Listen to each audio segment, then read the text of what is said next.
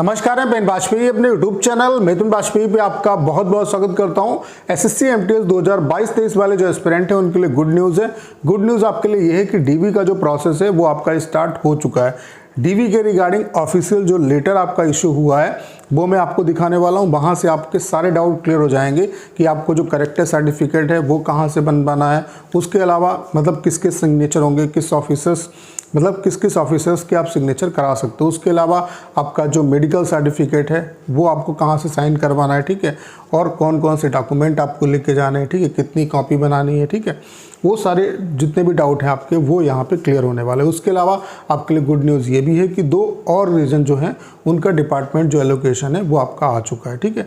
तो ज्वाइनिंग जो है वो काफ़ी आपकी फास्ट होगी। उसके अलावा जो बचे हुए रीज़न है उनका कब तक एलोकेशन आ जाएगा, इन सब के बारे में सिंगल वीडियो में बात करने वाले हैं। तो चलिए स्टार्ट करते हैं। सबसे पहले मैं आपको दिखा देता हूं आपका केकेआर जो रीजन है इसका भी डिपार्टमेंट एलोकेशन आपका आ चुका है। आप देख सकते हैं यहाँ पे MTS exam 2022 allocation of department to candidate qualified in KKR region, ठीक है, यानी कि केकेआर जो रीजन है उसका भी डिपार्टमेंट का एलोकेशन आपका आउट हो चुका है। उसके अलावा एमपीआर जो रीजन है इसका भी आपका डिपार्टमेंट का जो एलोकेशन है वो आपका मल्टीटास्किंग का आपका डिपार्टमेंट का एलोकेशन जो है वो आपका आउट हो चुका है।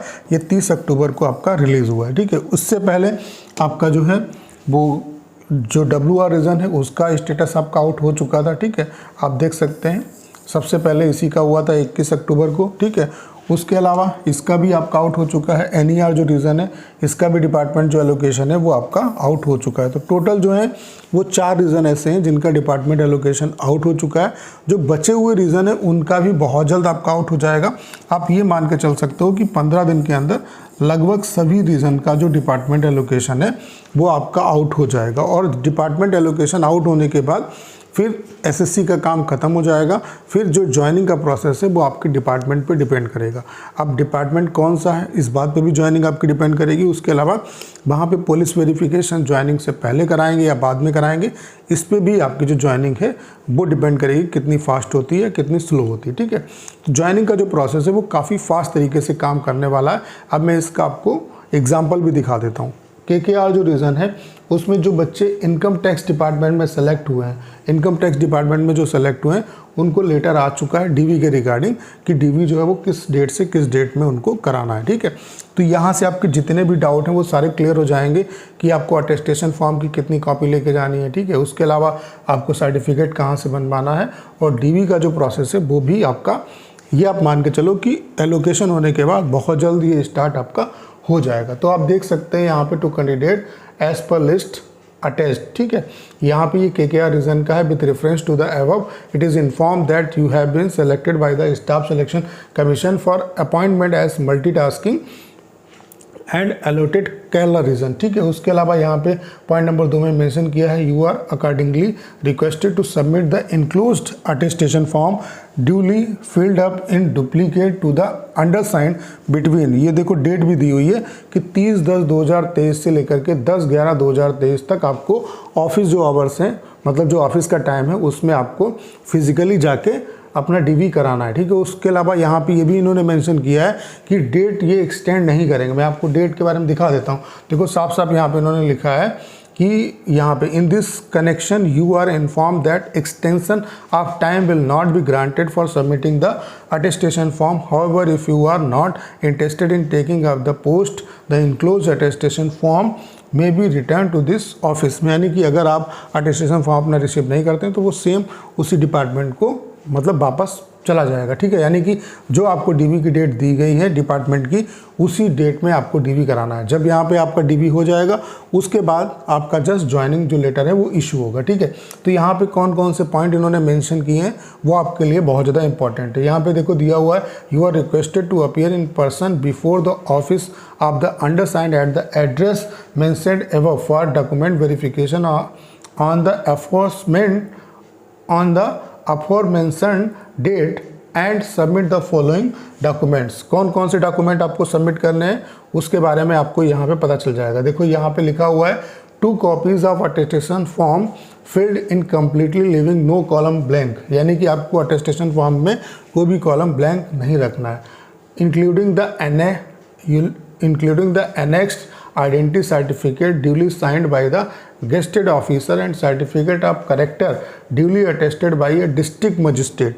जो आपका करेक्टर सर्टिफिकेट है वो किसके द्वारा साइन होना चाहिए? डिस्ट्रिक्ट मजिस्ट्रेट और sub divisional magistrate are there superior officer. ठीक है, तो यहाँ से आपको ये जो है डाउट आपका क्लियर हो जाना चाहिए कि जो आपका मतलब जो करेक्टर सर्टिफिकेट है वो किससे साइन होना चाहिए। 2 sets of self attested copies of certificate of date of birth and educational qualification, यानी कि जो मार्कशीट वगैरह हैं आपकी, इनके भी 2 सेट बनाने हैं। जितने सर्टिफिकेट हैं इनके आपको 2 सेट बनाने हैं और सभी को सेल्फ अटेस्टेड करना है। 2 set of self attested copies of certificate of physical disability, यानी कि जो बच्चे फिजिकल डिसेबिलिटी यानी कि जो फिजिकली हैंडीकैप्ड हैं उनको भी अपने सर्टिफिकेट के 2 सेट बनाने हैं। Certificate of caste of schedule tribe, यानी कि जो SC ST वाले हैं उनके भी 2 सेट बनेंगे। उसके अलावा जो OBC वाले हैं उनके भी 2 सेट बनेंगे और जो EWS वाले हैं उनके भी 2 सेट बनेंगे। यहाँ पे इन्होंने, अब जो बच्चे इस कन्फ्यूज़न में है कि EWS जो है वो किस क्रूशियल मतलब फाइनेंशियल ईयर का यहाँ पे एलिजिबल होगा, तो यहाँ पे देखो बोल दिया है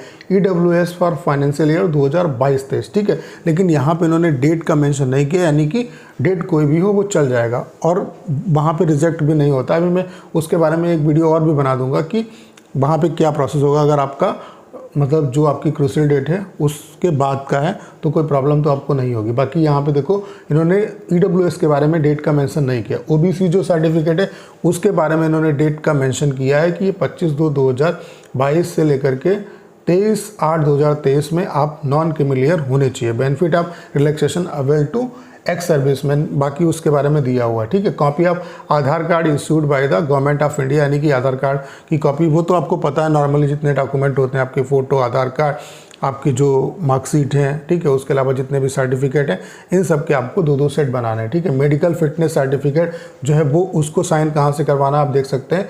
medical fitness certificate from authorised medical certificate issuing authority, chief medical officer यानी कि CMO के साइन होने चाहिए या तो उस पर, या मेडिकल सुपरिटेंडेंट जो है उसके साइन होने चाहिए। ठीक है, in the format enclosed copy, यहाँ पे आपको जो अटेस्टेशन फॉर्म है उसमें आपको दिया होगा फॉर्मेट कि इस फॉर्मेट में आपको बनवाना है। ठीक है, उसके अलावा फॉलोइंग पॉइंट्स में आल्सो भी noted, name of the candidate, father name, mother name filled in the application form should be as per matriculation certificate, यानी कि आपका जो फादर का नेम है, आपका नेम है, आपकी मदर का जो नेम है, आपकी जो मैट्रिकुलेशन जो आपकी 10th की मार्कशीट है उसमें जो जिस तरीके से मेंशन है उसी तरीके से होना चाहिए। In case of claim of change in name after matriculation additional document mention at the relevant para of the notice of examination to be provided, यानी कि अगर उसमें कोई चेंजेस हुआ है तो उसके बिहाफ पे आपको प्रूफ कोई देना पड़ेगा, जैसे एफिडेविट वगैरह ये सारी चीज़ें देनी पड़ेंगी। अगर आपने कुछ मिसमैच है तो उसके लिए आप एफिडेविट लगा सकते हैं, लेकिन उसके लिए आपको चीज़ें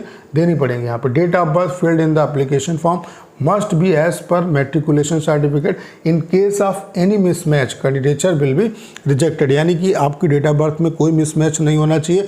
अगर उसमें मिसमैच है तो आपका कैंडिडेचर जो है वो आपका कैंसिल हो जाएगा। ठीक है, the candidate should possess the essential qualification as on the crucial date, the result of requisite education qualification must have been declared by the institute university the specific date. इसका कोई मतलब नहीं, क्योंकि 10th यहाँ पे क्वालिफिकेशन आपकी जो base है इसका वो 10th क्वालिफिकेशन है, वो आपका मतलब आपके उससे पहले ही आपका जो है वो इशू हो जाना चाहिए। मतलब आप जो है जब आपने फॉर्म भरा उससे पहले आप वो पास होने चाहिए, वो तो सभी पास होंगे, उसकी कोई दिक्कत नहीं है। ठीक है, तो ये चीज़ें आपके लिए इंपॉर्टेंट है। ठीक है, तो आपको यहाँ से सारी चीज़ें क्लियर हो गई होंगी। बाकी इसको अगर आपको बहुत अच्छे तरीके से पढ़ना है तो मैं अपने टेलीग्राम चैनल पे इसको आपको प्रोवाइड करा दूंगा, उसका लिंक डिस्क्रिप्शन में दिया हुआ है, तो उससे आप ज्वाइन कर लीजिए, वहाँ से आपको इसकी कंप्लीट वीडियो मिल जाएगी, उससे आप क्लियरली अच्छे तरीके से पढ़ सकते हैं। तो यहाँ से मोटा मोटी आपको आइडिया मिल गया होगा कि जो आपका जो करेक्टर सर्टिफिकेट है वो कहाँ से आपका साइन होगा। ठीक है, ये जब अटेस्टेशन फॉर्म आपका होगा, अभी मैं आपको एक वीडियो इस पर भी बना के दूंगा कि किस तरीके का फॉर्मेट होगा अटेस्टेशन फॉर्म का। ठीक है, तो आपको करेक्टर जो सर्टिफिकेट है वो किससे साइन कराना है उसके बारे में पता चल गया होगा, मेडिकल सर्टिफिकेट किससे साइन करवाना है उसके बारे में पता चल गया होगा, और सभी के 2-2 सेट बनाने, जितने भी सर्टिफिकेट होंगे, जितनी भी आपकी मार्कशीट हैं, सर्टिफिकेट हैं, जो आपकी आइडेंटिटी प्रूफ है, इन सब के बारे में। ठीक है, तो 2-2 सेट बनाने, उनको सेल्फ अटेस्टेड करना है। ठीक है, और ये सारे लेके जाने। उसके अलावा जो आपका डीवी, जो पार्टिकुलर आपको डेट दी गई है उसी डेट पे आपका डीवी होगा। इसमें कोई भी आपको एक्सटेंशन जो है वो नहीं मिलेगा। यहाँ पे देखो, यहाँ पे आप देख सकते हैं कि डिपार्टमेंट एलोकेशन होने के बाद डीवी की जो डेट है वो भी आपकी आउट हो चुकी है। 30/10/2023 से लेकर के 10/11/2023 तक आपका जो है वो डीवी हो जाएगा। और डीवी के बाद फिर ये ज्वाइनिंग जो है, ज्वाइनिंग लेटर आपको इशू कर देंगे और फिर आपकी ज्वाइनिंग हो जाएगी। तो आपके लिए अच्छी खबर है, ठीक है। तो उम्मीद करता हूँ कि सारी जानकारी आप अच्छे तरीके से समझ पाए होंगे। करना क्या है, इस वीडियो को ज़्यादा शेयर करना है। उसके अलावा अगर आप चैनल पर नए हैं और आपने अभी तक इसे सब्सक्राइब नहीं किया है तो प्लीज़ चैनल को सब्सक्राइब करना मत भूलिएगा।